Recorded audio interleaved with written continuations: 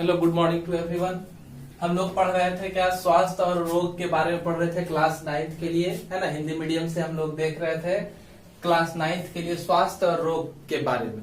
तो इससे पहले वाले टॉपिक में हम लोगों ने देखा क्या कि स्वास्थ्य किसे कहते हैं, स्वास्थ्य का डिफिनीशन क्या है ना, और क्या स्वास्थ्य का डिफिनीशन क्या है, और देखे थे कि साइन किसको, लक्षण किसको कहते हैं, रोग लक्षण क्या है, ये सब के बारे में हम लोगों ने देखा था। और साथ में देखा था कि बहुत सारे बीमारी जो होते हैं अनुवांशिक होते हैं, एक पीढ़ी से दूसरे पीढ़ी चले जाते हैं, जैसे हीमोफीलिया था, है ना। हीमोफीलिया में देखते थे कि कलर क्या होता है कि ब्लड क्लॉटिंग नहीं हो पाता है, ब्लड जम नहीं पाता है ना, जिसमें कि लगातार एक जनरेशन से दूसरे जनरेशन तक ये बीमारी क्या होती है, ट्रांसफर होते रहती है। इसके अलावा हम लोगों ने देखा था कि हार्मोनल गड़बड़ी के कारण भी बीमारी उत्पन्न होती है ना। जैसे ड्वार्फिज्म था, जिंजांटिज्म था, बौनापन था, नाटापन था, है ना, लंबापन था। तो ये सब बीमारियों के बारे में हम लोगों ने पिछले वीडियो में पूरा पढ़ा था और साथ में देखा था कि बीमारी उत्पन्न करने वाले कारक कौन कौन है, जीवाणु, विषाणु, है ना, और कवक, प्रोटोजोआ, कृमि के बारे में हम लोगों ने सुना था। अब इसी से आगे बढ़ते हुए हम लोग देखते हैं रोगों के प्रकार के बारे में। रोग जो है दो प्रकार के होते हैं, एक संक्रामक रोग और दूसरा असंक्रामक रोग। संक्रामक रोग जो होते हैं वो सूक्ष्म जीव के द्वारा या रोगाणु के द्वारा एक जीव से दूसरे जीव में, एक व्यक्ति से दूसरे व्यक्ति में, एक समुदाय से दूसरे समुदाय में फैल जाते हैं, है ना। संक्रामक रोग जो होते हैं वो फैलते हैं, सूक्ष्म जीव रोगाणुओं के कारण होने वाले रोग हैं जो एक व्यक्ति से दूसरे व्यक्ति में स्थानांतरित हो जाते हैं, है ना। किसी भी कारक के द्वारा उसके लिए एजेंट की भी जरूरत पड़ती है। तो कुछ संक्रामक रोगों का नाम हम लोग देखेंगे कि संक्रामक रोग जो है वो कौन कौन है। तो संक्रामक रोग में पहला उत्पन्न जीवाणुओं से उत्पन्न होने वाले कुछ रोग को देखते हैं। जीवाणु से टाइफाइड है, डायरिया है, निमोनिया है, प्लेग है, डिप्थेरिया है, टीबी है, कोलेरा है, कुष्ठ रोग, है ना। टाइफाइड है तो साल्मोनेला टाइफी नामक बैक्टीरिया से यह होता है, बैक्टीरिया को ही जीवाणु कहते हैं। डायरिया ऐसा बीमारी है जो विषाणु से, जीवाणु से, कवक से, प्रोटोजोआ से, किसी से भी हो सकता है। निमोनिया स्ट्रेप्टोकोकस निमोनियाई नामक जीवाणु से होता है। प्लेग है चूहों के अंदर पाए जाने वाले, चूहों के मरने के, सड़ने के बाद जो है ये बीमारी फैलते हैं। डिप्थीरिया है ना। ट्यूबरकुलोसिस है ना, माइकोबैक्टीरियम ट्यूबरकुली से होता है। कोलेरा है और क्या है, कुष्ठ रोग है। तो ये सब जीवाणुओं से होने वाली बीमारी का नाम है। उसके बाद विषाणु से होने वाली बीमारी में एड्स है, HIV से फैलता है, ह्यूमन इम्यूनो वायरस से फैलता है, AIDS इसका फुल फॉर्म है। ए से हो गया क्या, ए से हो गया आपका, ए से हो गया एक्वायर्ड, है ना। आई से हो गया इम्यूनो, डी से हो गया डिफिशियंसी, और एस से हो गया सिंड्रोम, है ना। तो इस तरह से एड्स का फुल फॉर्म हुआ। और HIV जिस वायरस से फैलता है ये, उसको ही HIV ह्यूमन इम्यूनो वायरस कहा जाता है, ठीक है। उसी तरह से कोविड-19 है कि कोविड जो है वो इसमें क्या है, तो कोविड-19 में CO वर्ड जो है वो क्या है, कोरोना से आया है। कोरोना जो है सूर्य का किनारे वाला हिस्सा को ही कोरोना कहते हैं। उसके वायरस के सेट के आधार पर इसका नाम रखा गया है कोरोना। V से हो गया, VI से वायरस हो गया, D से हो गया डिजीज, है ना। कोरोना वायरस डिजीज कहते हैं। 19 में यह स्प्रेड हुआ, इस वजह से 19 इसका नाम पड़ा। इसके अलावा रेबीज है, कुत्तों के काटने से होता है। डायरिया, वहां भी चर्चा हुआ। हेपेटाइटिस वायरल डिजीज है, हेपेटाइटिस A, हेपेटाइटिस B, है ना, इस तरह से होता है। इन्फ्लुएंजा है, स्मॉल पॉक्स है, चेचक जिसको कहते हैं, डेंगू है, पीला ज्वर है ना, पीला बुखार कहते हैं, इंसेफेलाइटिस है, जापानी इंसेफेलाइटिस है, हर्पिस है, जेनाइटल हर्प्स है। इस तरह से विषाणुओं से होने वाली बीमारी का कुछ नाम देखें। कवक से होने वाली बीमारी में चर्म रोग में दाद, खाज, खुजली, रिंग है ना, एक्जिमा, ये सब जो है इसमें आता है। उसके अलावा कवक से भोजन विषाक्तन, फूड पॉइजनिंग होता है। प्रोटोजोआ जीवा जो है सूक्ष्म जीव, इससे जो है मलेरिया, डायरिया, अमीबी पेचिस है ना, इसको इंटामीवा हिस्टोलिटिका से ये फैलता है ना, प्रोटोजोअन से। और काला जार जो है इसको सैंड फ्लाइज का वेक्टर है। और यह जो है फ्लीबोटोमस आर्जेंटिपस नामक प्रोटोजोअन से ये फैलता है। उसी तरह से मलेरिया जो है प्लाज्मोडियम नामक प्रोटोजोअन से फैलता है। और इस प्लाज्मोडियम को फैलाने वाला वेक्टर जो है, वेक्टर वाहक को कहते हैं, जो इस बीमारी के इस रोगाणुओं को लाने ले जाने का काम करेगा। तो यह जो है फीमेल एनोफिल्स मॉस्क्यूटो इसका वेक्टर है। और यहाँ पर जो है सैंड फ्लाई इसका वेक्टर हो गया। इंटामीवा हिस्टोलिटिका जो है वो हमारे गंदा खाना, गंदा पानी के द्वारा हमारे तक पहुंचता है। जियर्डिया है, निद्रा लोग है, स्लीपिंग सिकनेस कहते हैं इसको। तो ये सारा बीमारी जो है प्रोटोजोआ से, कुछ बीमारियों का चर्चा किया जा रहा है। उसके बाद है वर्म से, कृमि से फैलने वाली बीमारी फाइलेरियसिस, इसी को एलिफेंटियसिस कहा जाता है, या फिर हाथी पाव कहा जाता है ना। इसमें हमारा बुचरेचिया बैंक्रॉफ्टी नामक वर्म जो है हमारी मांसपेशियों में घुस जाता है और वहीं वृद्धि करता है, जिससे वह हिस्सा काफी ज्यादा फूल जाता है। उसके बाद अस्केरियसिस है, अस्केरियसिस जो है पेट में अस्केरिस लुम्ब्रिक्वाइड नामक वर्म हो जाता है ना। तो इसके वजह से ये होता है। टीनियसिस, टीनिया सोलियम पहुंच जाता है। लीवर फ्लक वर्म, कई तरह के वर्म से है ना। Round worm, pin worm, hook worm, इस तरह के वर्म से हमारे अंदर बीमारियां उत्पन्न होती है। इसके अलावा ये सब संक्रामक रोग है। संक्रामक रोग के लिए देखिए हम लोगों ने क्या, तो संक्रामक रोग जो है वो फैलेगा कैसे, तो संक्रामक रोग रोगाणुओं के द्वारा हमारे शरीर में पहुंचता है। और उस रोगाणु को हमारे शरीर में पहुंचाने के लिए या तो जल, भोजन, हवा है ना, या फिर कि कोई दूसरा रोगवाहक जैसे मच्छर, मॉस्क्यूटो, ये सब चीज जो हो सकता है। इसके अलावा असंक्रामक रोग है। असंक्रामक रोग कौन से रोग है, तो वैसे रोग है जो रोगाणुओं से नहीं फैलते हैं। असंक्रामक रोग क्या है, वैसे रोग हैं जो रोगाणुओं से नहीं फैलते हैं।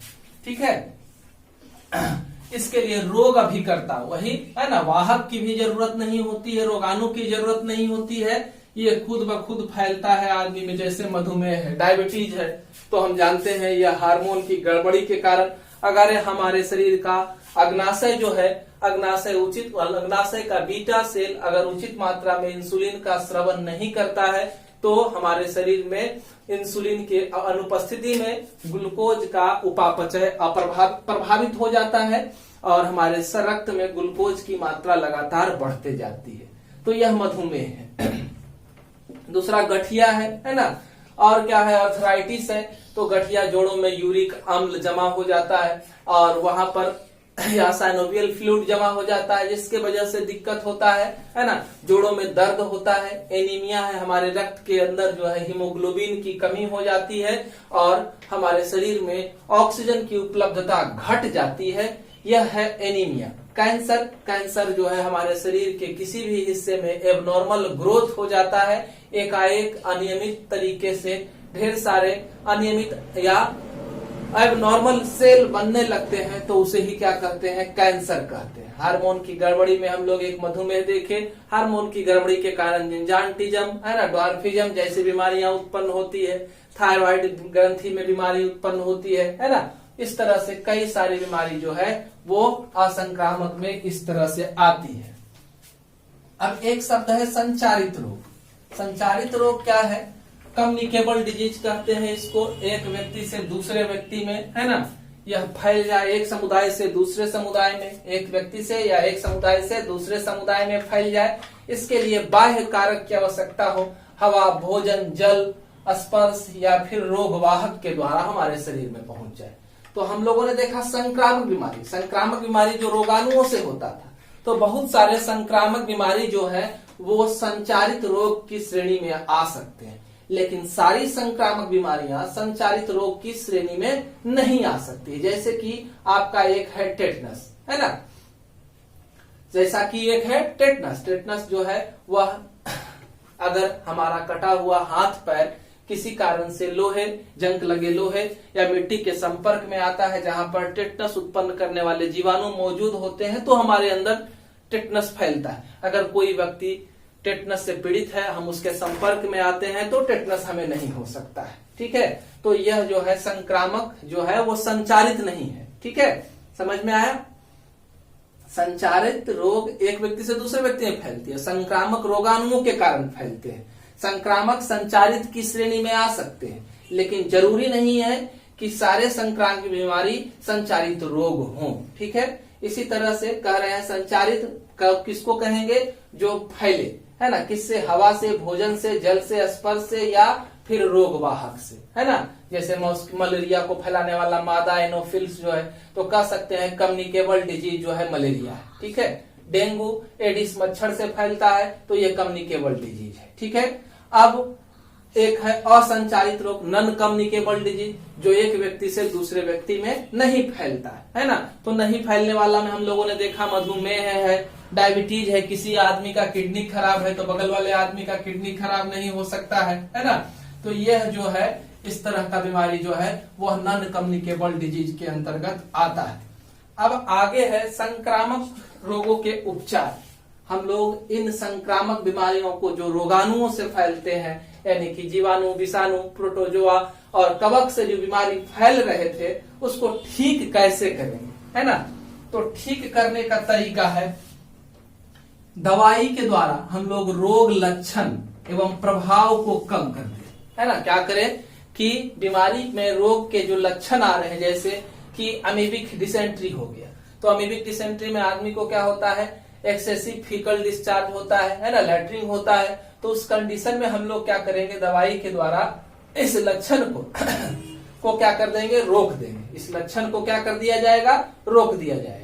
दूसरा चीज क्या कर सकते हैं? लक्षण जब रुका तो हमारे अंदर जो अमीबिक डिसेंट्री काउज करने वाला इंटामीबा हिस्टोलिटिका है उसको भी खत्म कर दिया जाए, है ना, उसको भी मार दिया जाए। तो उसको मारने के लिए हम लोग क्या करते हैं? रोग के कारक रोगाणुओं को समाप्त कर रोग निवारण करते हैं, है ना।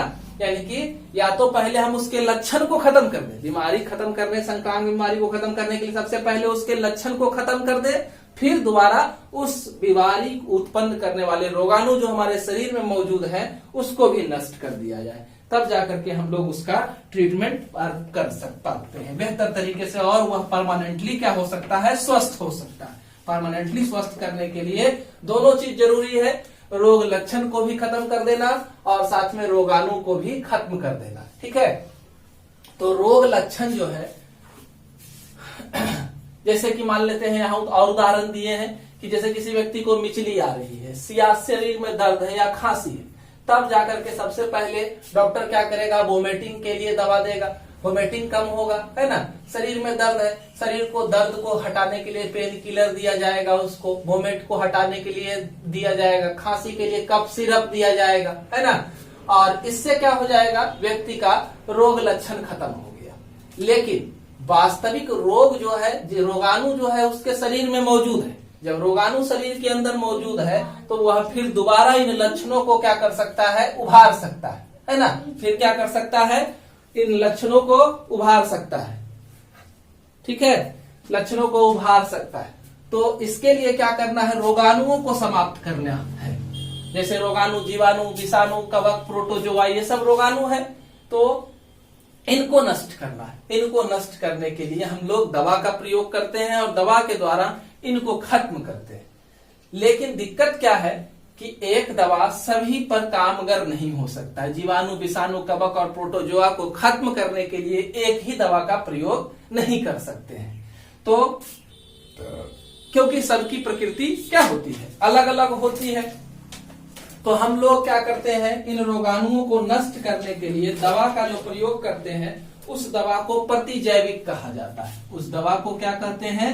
प्रतिजैविक कहते हैं, या इसी को क्या कहते हैं? इसी का नाम है एंटीबायोटिक।